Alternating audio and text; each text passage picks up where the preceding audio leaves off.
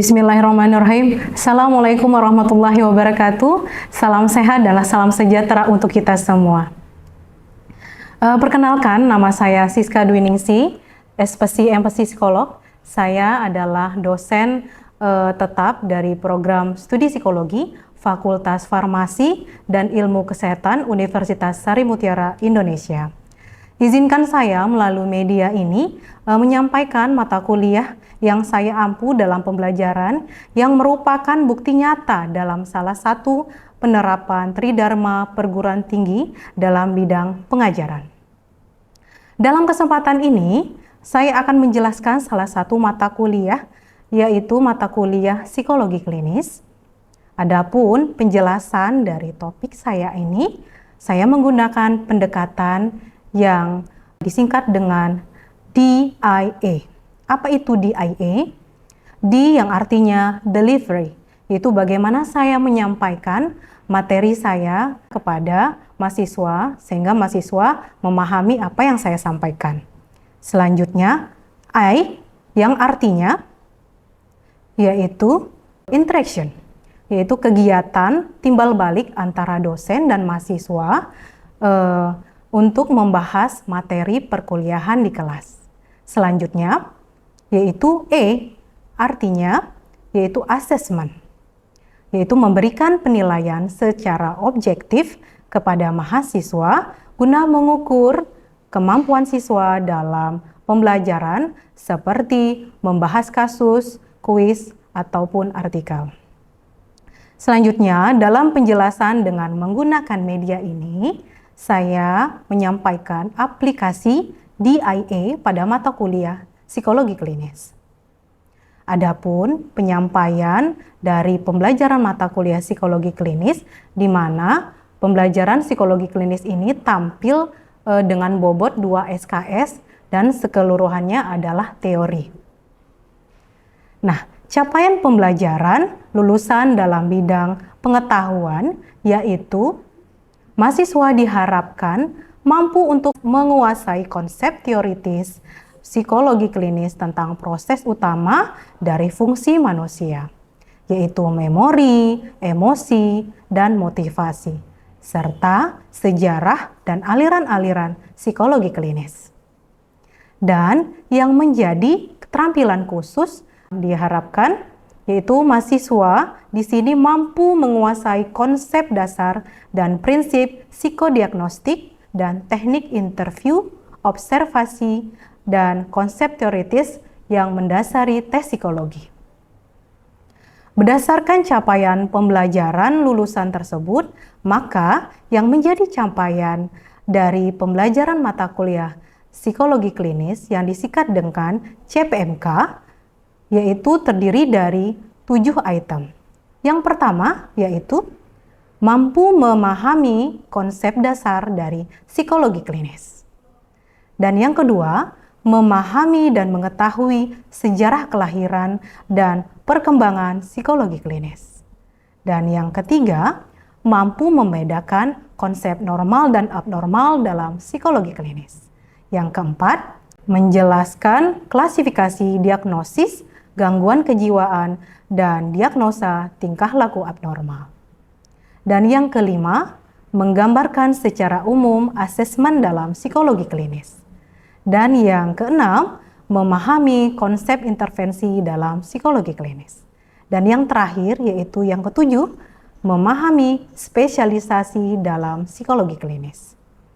Baiklah, dalam kesempatan ini, saya juga akan menyampaikan deskripsi mata kuliah dari mata kuliah yang saya ampu dalam psikologi klinis ini, yaitu menyajikan materi dalam menggunakan konsep-konsep psikologi abnormal, psikologi perkembangan, psikopatologi, dan psikologi kepribadian, serta prinsip-prinsip dalam asesmen dan intervensi untuk dapat memahami dan memberi bantuan bagi mereka yang mengalami masalah-masalah psikologis, gangguan penyesuaian diri, dan tingkah laku abnormal. Nah, aspek penting yang harus menjadi perhatian yaitu melibatkan konteks budaya dalam memahami kondisi psikologis manusia. Di antaranya yaitu aspek emosi, aspek pemikiran, dan aspek perilaku. Nah, proses pembelajaran yang dilakukan saya melalui metode pembelajaran aktif berupa diskusi berbasis pertanyaan dan penyelesaian kasus, presentasi, dan belajar berdasarkan hasil studi di lapangan yang dilakukan. Saya akan menyampaikan pendekatan DIA dalam mata kuliah psikologi klinis. Berikut penjelasannya. Di mana aspek delivery dalam mata kuliah yang saya ampu menggunakan buku ajar dari pengantar psikologi klinis Profesor Dr. Sutarjo A. Wiramiharja, psikolog, dan literatur jurnal dari penelitian yang saya teliti, sehingga untuk mendukung ilmu pengetahuan terkait materi yang saya bawakan. Itulah tadi aspek dari delivery yang saya bawakan dalam proses pembelajaran. Selanjutnya, yang kedua adalah aspek interaksi. Adapun interaksi yang saya bawakan di kelas adalah sistem SCL. Apa itu sistem SCL? Yaitu Student Centered Learning, di mana pembelajaran menekankan partisipasi aktif dari mahasiswa.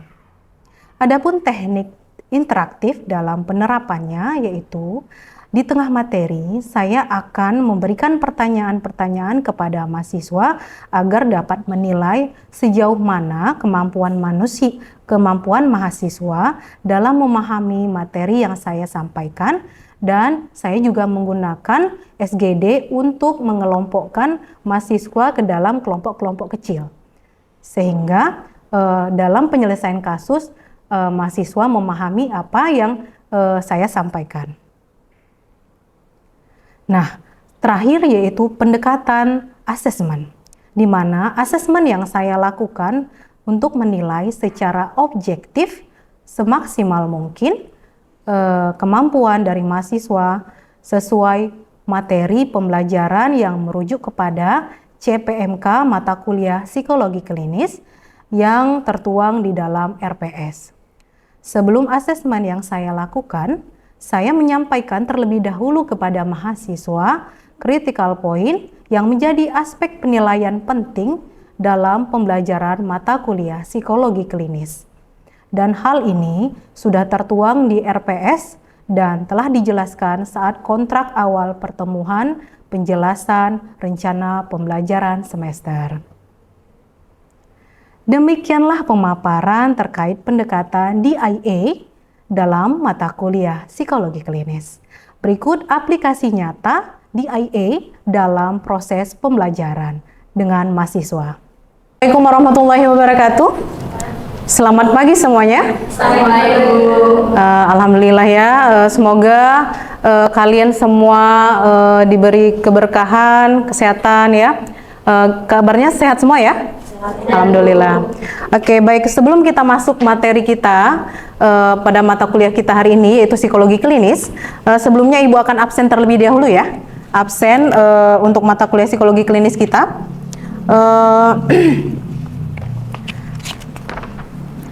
Yang pertama Anselma Lilis Cintami hadir. Erika Girsam hadir, Bu. Glory Lehani, oh sakit ya. Oke, Puja. Oke. Tondi hadir ya. Ferida hadir, Bu. Oke, hadir. Intan. Oke. Feriska hadir, Bu. Oke. Ristia Ananda. Oh, lagi izin ya. Oke. Visi. Oke. Oke. Masuk semua ya kecuali tadi ya. Berhalangan untuk hadir. Oke, baik, terima kasih atas kehadiran kalian semua ya pada mata kuliah Ibu hari ini. Baik, hari ini kita udah mengetahui bahwasanya hari ini kita mata kuliah psikologi klinis di mana mata kuliah psikologi klinis ini pada pertemuan kedua, ya, pada pertemuan kedua setelah kontrak perkuliahan.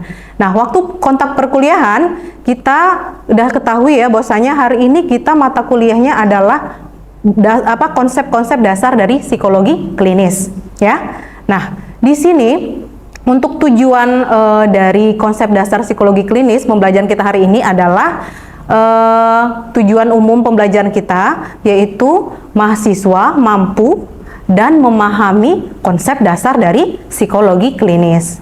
Nah, apa tujuan khususnya dalam pembelajaran hari ini? Yaitu mahasiswa memahami dan mengetahui apa itu pengertian dari psikologi klinis, peran dari psikologi klinis, ruang lingkup dari psikologi klinis, dan peranan dari psikologi klinis, ya, seperti itu. Nah, ini adalah outline yang kita pelajarin hari ini, yang kita bahas hari ini, yaitu tentang pengertian psikologi klinis, ruang lingkup psikologi klinis, peran psikologi klinis, dan penerapan psikologi klinis. Nah, ini adalah gambaran keilmuan dari psikologi klinis ya. Nah, selanjutnya juga melibatkan konteks budaya dalam memahami aspek-aspek psikologis. Apa itu aspek-aspek psikologisnya? Yaitu kognitif, emosi, dan perilaku. Ya, bisa dipahami ya. Next. Nah, ini adalah definisi-definisi dari psikologi klinis, yaitu ilmu yang menerapkan dan mengaplikasikan psikologi abnormal sebagai ilmu dasar, di mana psikologi abnormal itu adalah dasar-dasar atau ilmu dasar dari psikologi lanjutan kepribadian atau psikologi kepribadian. Nah, itu tadi pengertiannya ya. Nah, ini menurut Whitmers tahun 1912, psikologi klinis adalah metode yang digunakan atau untuk mengubah dan mengembangkan jiwa seseorang berdasarkan hasil observasi dan eksperimen dengan menggunakan teknik pedagogis. Apa itu teknik pedagogis? Yaitu teknik dalam problem solving, yaitu penyelesaian masalah dari seorang psikolog klinis. Seperti itu ya. Nah, itu tadi definisi psikologi klinis. Selanjutnya, nah ini menurut Peirce tahun 1992, dalam secara sempitnya, psikolog klinis atau psikologi klinis tugasnya ialah mempelajari orang-orang abnormal atau normal. Nah, tugas utamanya adalah menggunakan tes yang merupakan bagian integral suatu pemeriksaan klinis yang biasanya dilakukan di rumah sakit, ya. Fokusnya di rumah sakit. Nah, selanjutnya secara luas. Nah, secara luas di sini yaitu psikologi klinis adalah bidang psikologi yang membahas dan mempelajari kesulitan-kesulitan serta rintangan-rintangan emosional pada manusia. Nah, ini tidak memandang apakah manusia itu normal atau abnormal. Nah, jadi di situ dibahas semua, ya. Seperti itu. Next. Selanjutnya. Nah, ini adalah kesimpulan dari definisi yang kita pelajari tadi. Apa itu psikologi klinis? Yaitu meliputi asesmen atau psikodiagnostik, penelitian, serta terapi bagi masalah-masalah psikologis, gangguan penyesuaian diri, dan perilaku abnormal. Itu ya kesimpulannya. Next. Nah, ini adalah cabang-cabang psikologi klinis, yaitu ada dua, yaitu psikologi klinis anak dan psikologi klinis dewasa. Nah, apa itu psikologi klinis anak? Yaitu penyelesaian atau permasalahan-permasalahan yang terkait kasus anak, gitu ya. Nah, di situ. Nah, jadi semua permasalahan-permasalahan yang terkait anak itu dibahas di psikolog anak, gitu ya, psikolog klinis anak. Sedangkan apa itu klinis dewasa? Yaitu permasalahan-permasalahan yang dibahas terkait yaitu tentang dewasa di antara remaja ke usia lanjut. Sementara tadi klinis anak yaitu dari 0 sampai anak sekolah, gitu ya, usia sekolah. Seperti itu. Bisa dipahami ya? Oke. Selanjutnya. Nah, ini adalah dapat dikatakan seorang psikolog klinis itu Yang pertama poinnya adalah bekerja untuk memahami mengapa orang punya distres psikologis. Ada yang tahu maksudnya seperti apa? Gini, di sini ibu akan membagi kelompok. Ini udah pembagian kelompok misalnya gini ya. Ini kelompok psikolog klinis anak. Ini kelompok psikolog klinis dewasa. Tadi pertanyaannya adalah ini bagian dari psikolog dewasa dan ini adalah psikolog anak. Nah, ketika dihadapkan oleh masalah yang terkait kliennya yang mungkin dia merasa stres misalnya gitu, apa yang harus dilakukan oleh seorang psikolog dewasa atau seorang psikolog klinis anak ketika dihadapkan permasalahan distres tadi yang dialami oleh kliennya? Siapa yang bisa jawab? Oke, siapa namanya? Nama saya Tondi Januari. Oh, si Tondi. Oke, lanjut Tondi, kayak mana? Mungkin yang pertama itu dengan asesmen dasar ya Bu, untuk mencari akar permasalahan yang dialami oleh klien atau pasien yang akan kita kelola, kita cari tahu akar permasalahan. Oke, jadi melakukan atau mencari asesmen dasar ya, untuk menggali seperti apa masalah dari klien tadi, gitu. Oke. Aktivitas dan sebagainya itu sekalian yang dilakukan untuk mencari tahu sebenarnya ini kenapa. Oh gitu ya. Jadi mencari tahu kembali ya masalah yang terkait dari masalah dari klien tersebut. Itu tadi poin pertama yang terkait tentang bekerja untuk memahami mengapa orang punya distres psikologis. Dan yang poin kedua seperti apa? Bekerja untuk mencegah gangguan atau distres psikologis dari kelompok psikolog anak dan kelompok psikolog klinis dewasa. Seperti apa? Ketika kalian dihadapkan dengan seseorang yang mengalami masalah distres psikologis atau mengalami stres. Nah, poin kedua, seperti apa seorang psikolog klinis menghadapinya? Yaitu bekerja untuk mencegah gangguan atau distres psikologis. Ada yang bisa jawab?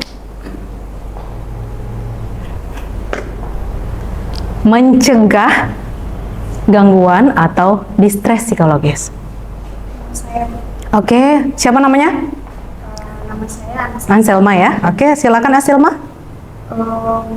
Cara mencegah gangguan distres psikologis, psikologis anak itu yang pertama dengan cara memberikan kritikan yang membangun kepada si anak dan mendekatkan diri serta membangun kepercayaan diri kepada si anak. Membangun kepercayaan dirinya dalam rangka apa ketika dia menghadapi masalah itu? Iya. Oh, seperti itu ya. Jadi tadi Anselma menyatakan bahwasanya anak tersebut gimana caranya untuk bisa lebih percaya diri gitu ya. Seperti itu ya. Oke. Jadi bekerja untuk mencegah gangguan atau distres psikologis di sini maksudnya namanya mencegah ya kan? Mencegah sebelum terjadi masalah. Benar nggak? Sebelum terjadi masalah. Jadi apa yang harus dilakukan? Yaitu apa? Yang pertama, nggak jauh-jauh, yaitu lifestyle. Kehidupan sehari-hari kita. Atur pola makan, atur pola tidur. Benar nggak? Pola makan, pola tidur. Apalagi? Berolahraga. Benar nggak? Berolahraga. Selanjutnya apa? Balancekan dengan ibadah kita masing-masing. Setiap agama ya. Nah, gitu. Jadi, supaya mencegah yang namanya distres psikologis ya harus itu. Utamakan dulu lifestyle kalian. Lifestyle kita, kehidupan kita sehari-hari seperti apa gitu ya. Nah, itu yang diutamakan terlebih dahulu ya. Oke, selanjutnya yaitu poin ketiga yaitu bekerja untuk mengurangi gangguan atau distres psikologis. Nah, jadi bagaimana cara seorang psikolog klinis untuk mengurangi gangguan atau distres psikologis? Jadi di sini maksudnya lebih kepada pemberian treatment atau intervensi dalam pemberian penanganan dalam gejala-gejala psikologis yang dialami oleh seorang klien kita. Yaitu dengan apa? Boleh dengan konseling. Boleh dengan apa? Yaitu terapi atau psikoterapi, yaitu pemberian terapi CBT, Cognitive Behavior Therapy. Yang hasilnya apa? Yaitu perilaku yang dialami oleh klien kita menjadi lebih adaptif, emosionalnya atau emosinya menjadi lebih positif, dan apa? Yaitu pemikirannya menjadi lebih fungsional. Itu ya. Jadi intinya pemberian intervensi atau terapi seperti itu. Itu untuk mengurangi gejala-gejala psikologis yang dialami oleh klien kita. Seperti itu ya. Bisa dipahami ya? Oke. Selanjutnya, poin keempat adalah promosi tentang perkembangan dan pertumbuhan. Terlihat bahwasanya promosi ya, poin keempat ya, promosi tentang perkembangan dan pertumbuhan ini lebih kepada penyuluhan atau edukasi. Nah, itu dibilang Tondi tadi ya, penyuluhan atau edukasi di sini untuk melihat kembang tumbuh anak-anak kita gitu, atau kembang tumbuh dari klien kita misalnya kayak gitu. Jadi ini lebih kepada dipromosikan gitu, dikasih penyuluhan ya, edukasi yang awalnya mungkin nggak paham pengetahuan, jadi akhirnya lebih banyak pengetahuannya. Boleh ke orang tuanya kah, boleh ke sekolah, dan boleh kemana aja. Yang jelas ini adalah promosi terkait kembang tumbuh anak-anak dari usia 0 sampai usia lanjut. Seperti itu ya. Bisa dipahami ya? Bisa. Oke. Next. Nah, poin kelima yaitu psikolog klinis berhak menerima klien sesuai keahlian yang dipelajari. Nah, jadi di sini seorang psikolog ini boleh nih, kalau dia sesuai dengan kompetensi dia boleh nih mengambil kliennya itu, maksudnya sesuai backgroundnya dia. Misalnya seorang psikolog klinis dewasa nih, oh ternyata yang datang seorang masalah yang terkait masalah tentang anak misalnya gitu. Kalau itu di luar dari kompetensinya dia, boleh dialihkan ke poin keenam, yaitu teman sejawat ya. Dialihkan ke teman sejawatnya boleh, karena itu sesuai dengan kompetensinya gitu ya, dan atau tidak sesuai dengan kompetensinya. Tetapi boleh juga ketika seorang psikolog klinis dia merasa bahwasanya oh jadwalnya padat, oh dia tidak ada waktu, boleh juga dialihkan ke teman sejawatnya, karena seorang psikolog klinis dia punya link, dia punya asosiasi gitu ya. Nah, jadi dia boleh mengalihkan ke teman sejawatnya yang memiliki kompetensi yang sesuai dengan apa yang dihadapkan untuk kliennya gitu ya. Yang terakhir yaitu syarat untuk menjadi seorang psikolog klinis yang profesional, yaitu psikolog klinis harus punya pokok pengetahuan, sejumlah keahlian dan kemampuan dan sikap etis. Itu ya, bisa dipahami ya. Nah, lanjut. Ini adalah ruang lingkup dari psikologi klinis ya. Nah, ruang lingkup psikologi klinis di sini adalah penelitian, asesmen dan intervensi. Di penelitian itu sama halnya gini, ketika kalian nanti di semester akhir yaitu mengambil namanya skripsi ya kan, laporan pembuatan skripsi. Nah, itu kan karya ilmiah ya. Nah, jadi di sini ada teori-teori. Nah, pembuktian teori-teori itulah yang namanya penelitian dengan mengangkat suatu fenomena yang terkait psikologis manusia. Dengan metode-metode ilmiah dari penelitian kita tadi. Seperti itu. Bisa dipahami ya? Oke. Selanjutnya asesmen. Siapa yang tahu asesmen? Oke, Glory, silakan. Asesmen menurut saya itu pengumpulan atau pengolahan sebuah informasi. Oh ya. Oke, tepuk tangan, benar ya? Benar, yang dibilang dari Glory tadi benar. Asesmen itu adalah pengumpulan informasi. Pengumpulan informasi mengenai data-data klien tadi. Kalau kita dihadapkan nih misalnya dengan klien, boleh tuh pengumpulan informasinya dengan apa? Observasi, wawancara, dan beberapa tes-tes psikologis, grafis, SSCT, dan sebagainya gitu ya. Jadi boleh. Nah, itu untuk mengungkap bagaimana nanti akan mendiagnosis seseorang seperti apa yang dialaminya. Seperti itu ya. Sudah pahami ya? Itu asesmen. Oke, itu tadi ruang lingkup dari psikologi klinis. Selanjutnya, ini menurut Kendall, peran psikolog klinis sebagai seorang profesional. Yang pertama intervensi. Nah, masuk intervensi ya. Nah, intervensi di sini apa? Yaitu terapi, konseling gitu ya. Yang kedua, asesmen. Itu dalam sifatnya psikodiagnostik, evaluasi, yaitu penilaian, pemberian penilaian ya. Ketiga, mengajar, konsultasi, administrasi, dan penelitian. Yang terakhir adalah setting kerja psikolog klinis. Setting kerja psikolog klinis di sini boleh dari praktek swasta, yaitu dia secara mandiri membuka praktek sendiri di rumah. Boleh. Itu kerja seorang psikolog klinis ya, boleh membuka praktek sendiri karena dia udah ada surat izin praktek psikolognya. Yang kedua, bisa bekerja di rumah sakit umum. Boleh. Dia bisa bekerja berkolaborasi dengan dokter-dokter di rumah sakit. Nah, dia bisa bekerja di rumah sakit umum. Dan yang ketiga, rumah sakit jiwa, RSJ ya, bisa bekerja di sana ya. Selanjutnya klinik bersama. Nah, di dalam klinik bersama ini ada psikolog, ada psikiater, ada dokter, boleh dia berkolaborasi. Karena seorang psikolog klinis itu ruang lingkupnya besar. Lembaga pemasyarakatan dan pengadilan. Nah, ini juga bisa bekerja di lapas. Selanjutnya di badan pemerintahan. Nah, ini juga bisa di kepegawaian, sebagai PNS juga bisa gitu kan. Selanjutnya sekolah atau universitas nih, sama kayak ibu, bisa jadi dosen gitu kan, bisa jadi konsultasi juga seperti itu. Kita ada prakteknya seperti itu. Nah, selanjutnya industri atau organisasi. Nah, ini di suatu perusahaan, boleh dia sebagai leader bagian SDM, boleh gitu. Nah, dari semua pembelajaran kita hari ini bisa dipahami? Bisa, Bu. Baik, kalau emang benar udah bisa dipahami, jadi ini adalah pertemuan kita yang kedua, yaitu terkait konsep dasar psikologi klinis. Harapan Ibu di mata kuliah ini kita bisa sama-sama memahami ya pengertian yang tadi Ibu bilang tadi gitu ya. Nah, di akhir pertemuan kita ini Ibu akan kasih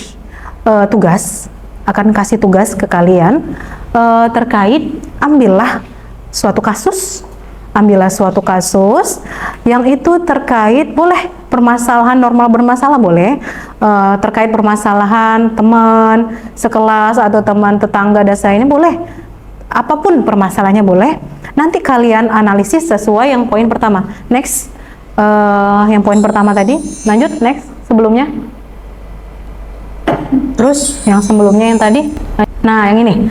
Jadi ketika kalian nanti ambil kasus ya, atau ambil kasus sederhana aja deh gitu, entah masalah teman yang mungkin dicuekin atau apa gitu, terserah. Nah, nanti ambil poin pertamanya, bagaimana cara kalian sebagai indikasinya sebagai seorang psikolog menghadapi klien yang bermasalah misalnya. Yang tadi misalnya, oh saya ngerasa bahwasanya teman saya